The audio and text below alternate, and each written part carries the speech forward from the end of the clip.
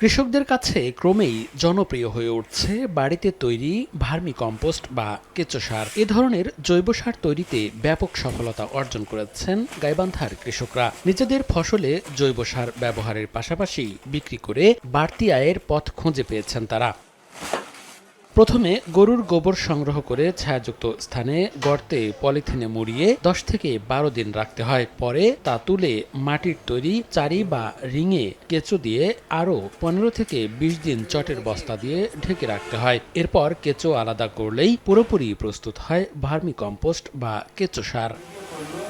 ফসল ও মাটির জন্য গুরুত্বপূর্ণ 8টি গুণ বিশিষ্ট পরিবেশ বান্ধব এই সারে একদিকে উৎপাদন খরচ কমছে, অন্যদিকে জমির উর্বরতা বাড়ছে। ফলে কৃষকদের কাছে ক্রমেই তা জনপ্রিয় হয়ে উঠছে। দরিদ্র ও প্রান্তিক শতাধিক পরিবারের নারী পুরুষ বাণিজ্যিকভাবে এই সার উৎপাদন করে জীবন জীবিকায় ব্যাপক পরিবর্তন এনেছেন। শাকসবজি ধানের জমিতে দেই, এইটা দেওয়ার পর আমাদের ফলন ভালো হয়, বৃদ্ধি ভালো হয়, আমরা অনেক উপকার হয়। রাসায়নিক সার ব্যবহার করা হয়, সার ব্যবহার করার পরেই ওই জমির শক্তি থাকে না, আবার দেখা যায় বিভিন্ন রোগবালাই চাপ দেয়। জৈব সারটা 2007 সালে চালু করি, সেখান থেকে ব্যাপক আকারে আমরা এখানে কৃষকদেরকে মাঝে ছড়িয়ে দিচ্ছি। জৈব সার ব্যবহার করলে জমির উর্বরতা শক্তি বাড়বে, তারপর কৃষকের টাকা বাঁচতেছে, তারপরে আমরা বিষমুক্ত খাবার পাচ্ছি।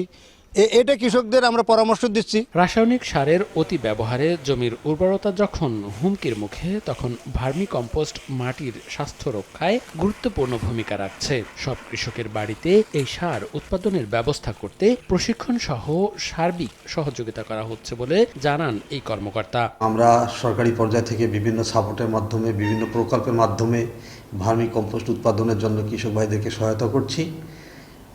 এই সহায়তা দেখে কৃষক ভাইরা আরও উৎসাহিত হচ্ছে এবং নিজেরাই অন্যান্য জায়গায় ভার্মি কম্পোস্ট তৈরি করছেন এবং জমিতে প্রয়োগ করে সবজি সহ বিভিন্ন ফসলের ভালো ফলন পাচ্ছে এবং তারা লাভবান হচ্ছেন। কৃষি বিভাগের তথ্য অনুযায়ী জেলায় 183 জন উদ্যোক্তা এবছর প্রায় 12,000 মেট্রিক টন ভার্মি কম্পোস্ট উৎপাদন করেছেন।